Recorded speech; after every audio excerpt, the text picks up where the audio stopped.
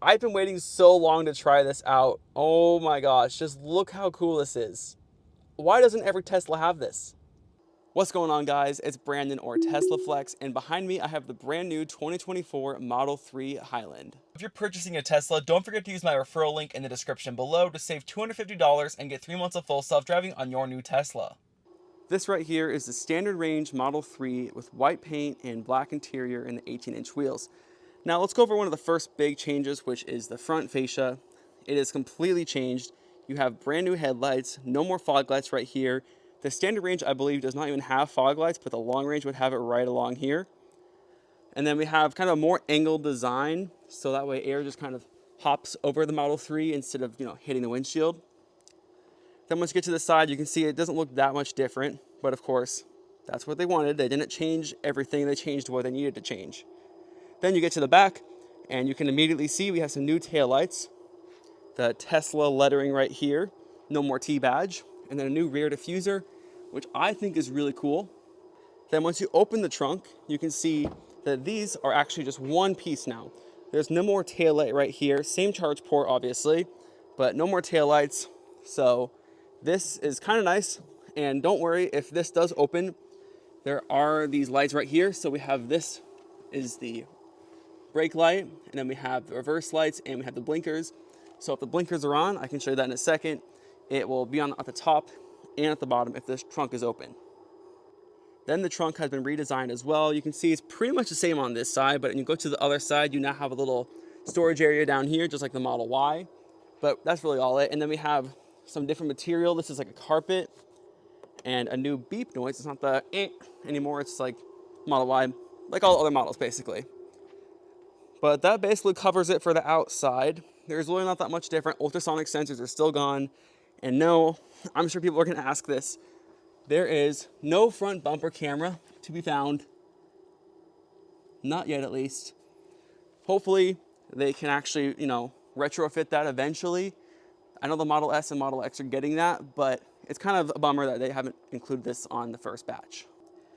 All right, now let's get inside, and as you can see, it looks a lot different. So we have entirely new door panels, this time with ambient lighting all across here. And then we, of course, still have the double pane glass in the front.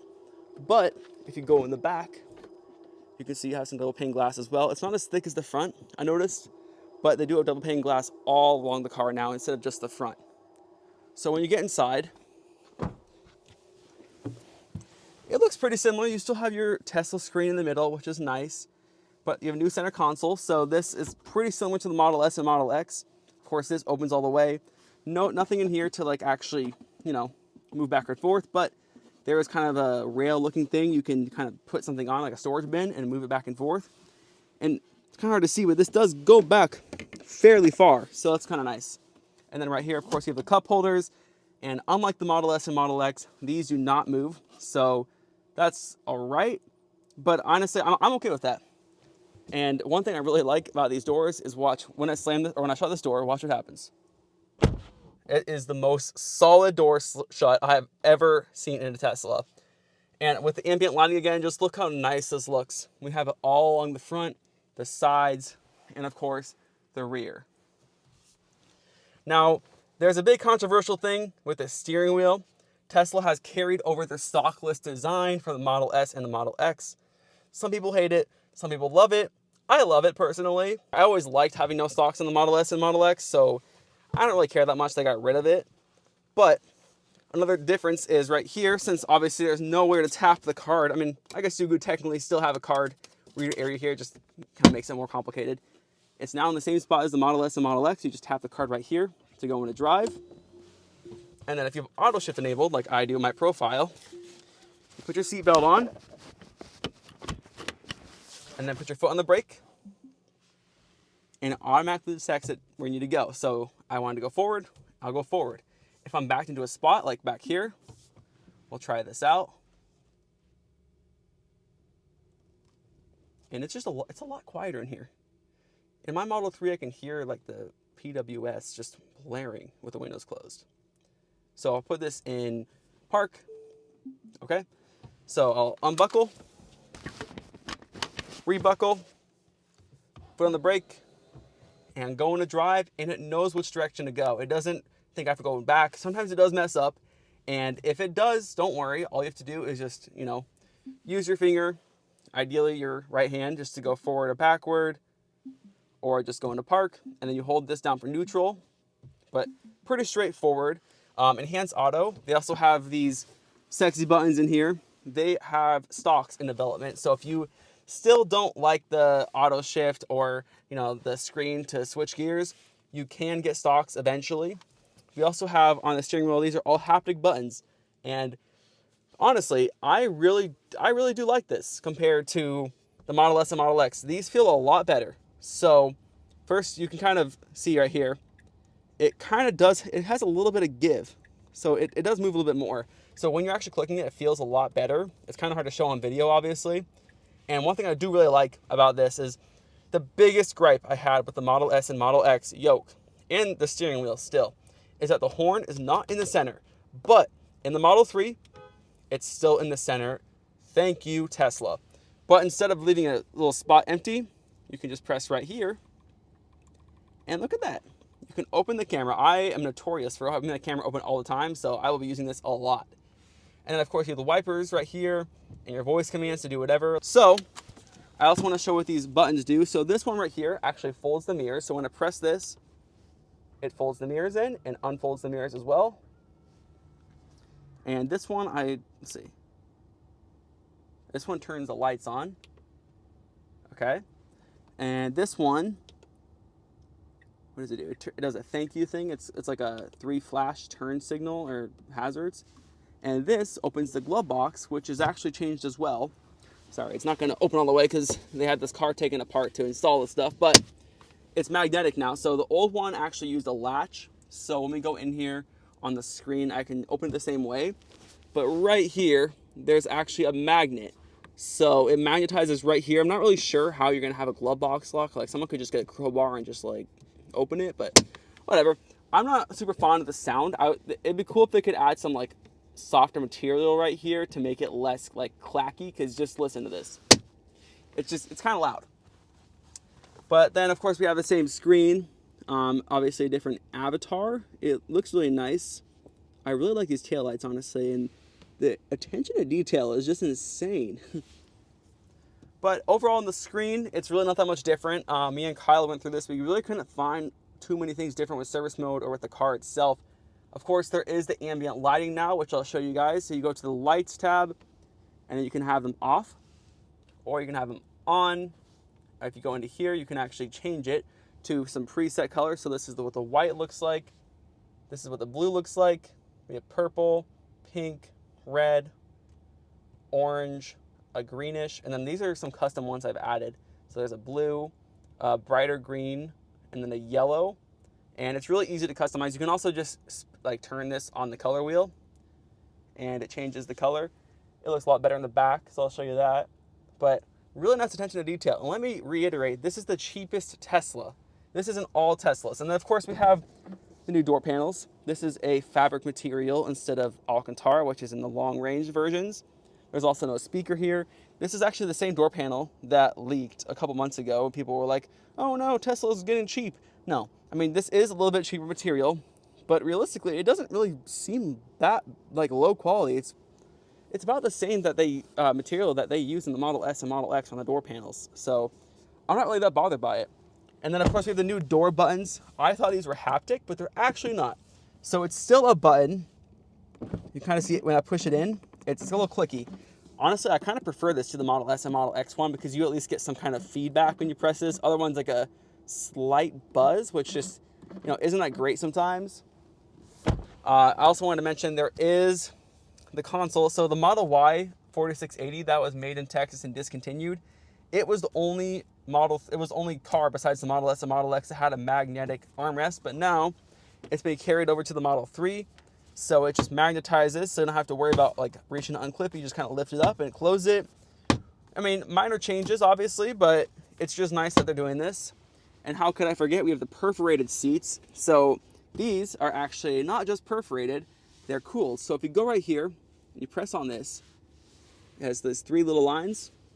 And you probably can start hearing this actually. It's kind of loud. It is kind of loud. And I think there's fans, yeah. So we got some in the back, on the bottom. But yeah, that's, and the cheapest Model 3, they have this. So it's really cool. They're really up in their game with the luxury feel. And then we have the new dashboard, of course, which I really prefer over my Model 3, just because, you know, there is the reflection, but with the white piece and you have tinted windows, especially like where it is right here in the current Model 3, when it's bright, it just blocks the mirror, and that annoys me. And then, of course, we have these new, this whole section right here is actually new, but we have these new lights that are touch sensitive, so you just turn them on and off like that. And the hazards are also touch sensitive as well. But, so in the Model S and Model X, there's the Prindle right here, the emergency Prindle. And here, it's actually right up here. So you basically just switch between each gear. And honestly, it kind of feels better to touch than the Model S and Model X was. Again, with the steering wheel, it just feels a lot higher quality, which is really nice to see in this version of the Model 3. And when you get in the back, we actually have something that has been requested for a long time, because people that buy Model 3s and Model Ys sometimes have kids. And what better way to keep your kids busy than with a rear display, which is pretty customizable with what you can do with it. So first you can use it to direct the air, and honestly, this seems more intuitive than the Model S and Model X. Like, it is really responsive. Like, I'm moving my finger crazy. And I like that. I do like that it has like kind of that circle, because one thing I don't like in the Model S and Model X rear display is it just kind of like, it just shows that. It doesn't actually show the circle. So you can like say, oh, I want this area specifically, and it can do that. And then it also has the seat heaters. And unfortunately, the seats in the back are only heated. They're not cooled. So you just turn them on like that. There's also a button to turn them all off. Then, of course, we have a music area and entertainment. You can watch Netflix, YouTube, tutorials, Disney Plus, Twitch, and then United States, you can also watch Hulu. And then here's how you control the volume. Pretty much the same as the Model S and Model X, just, minor improvements.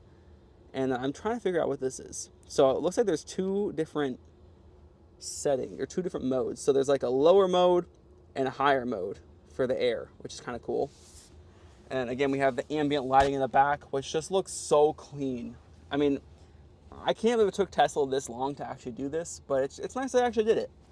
And then, of course, we have the touch lights up here. Again, they're moved. They used to be right in the center, but I guess they moved to the side. The Model Y has actually, I don't actually know where the Model Y ones are. I think they're right here. But actually, speaking of up here, Tesla used to have kind of a soft touch material on the headliner. For a while, it was pretty much just like they put the fabric over a plastic piece and just glued it on, and it just feels not that great. My Model 3 has it, my Model Y has that, but they have finally brought back the kind of plush headliner. It's really hard to like actually show, but maybe I can show like this.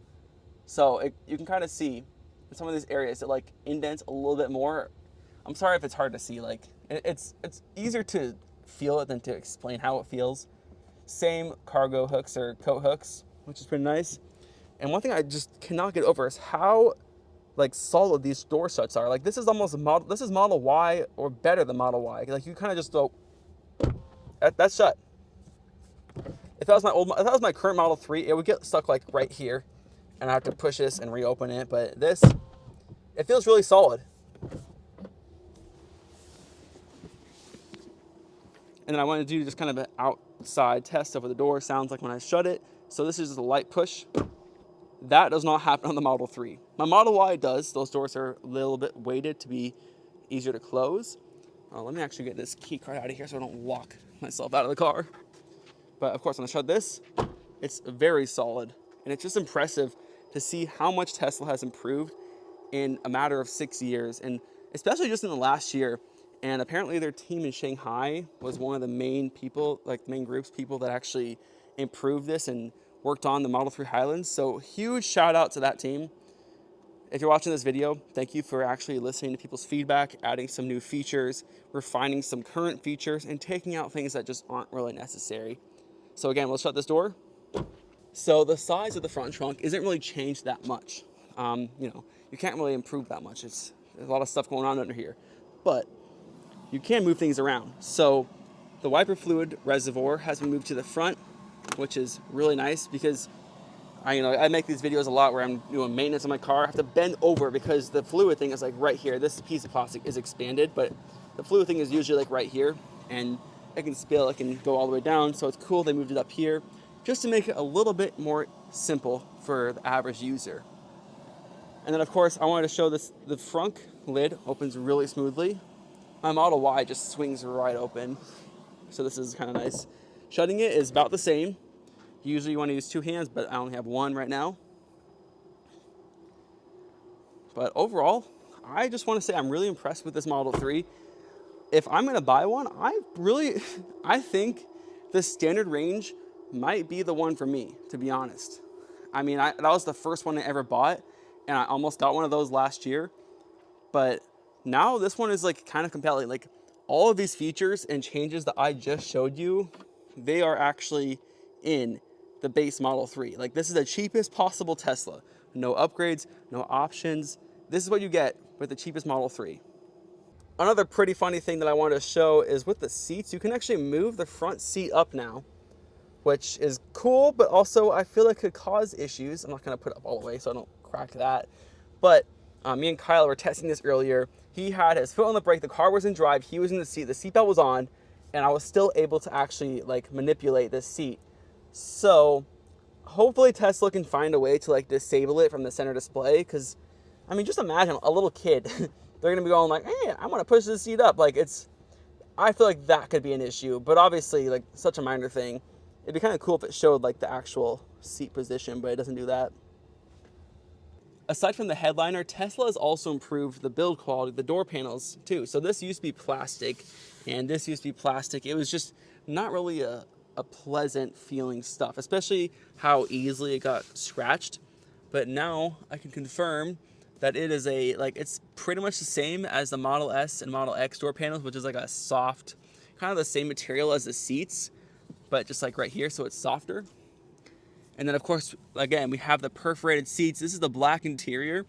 This honestly feels like a better material than the Model S and Model X, so it'd be cool if they could bring it over to the Model S and Model X. I mean, I'm sure they will at one point. But yeah, I mean, it's just really cool to see how much they're improving. Oh, and one more little thing, I almost forgot about this. So the Model 3 previous generations did not have an emergency door release. So the Model 3 up here obviously still has this one that's right here, but you know what happens if the car dies and you got people in the back? So when you go right here into the door pocket, you can see there's a little square shaped thing. It's kind of easy to see. It doesn't really blend in that well, but it blends in enough. You lift this up and you can lift this out, and then there's this, and you pull this and it will open the door. So pretty cool. You can kind of also see into the how they built the door panel, just the material they use. And then of course this just pops back in. You want to get it right here. You start in the back and then push forward and it should just clip in. There you go. But yeah, that's how you open the door in emergency, and it's really nice they added that finally. There's also a new hidden blind spot indicator right about here. It's not super noticeable. It's subtle, but it's there. And also on the center display, I wanted to point this out.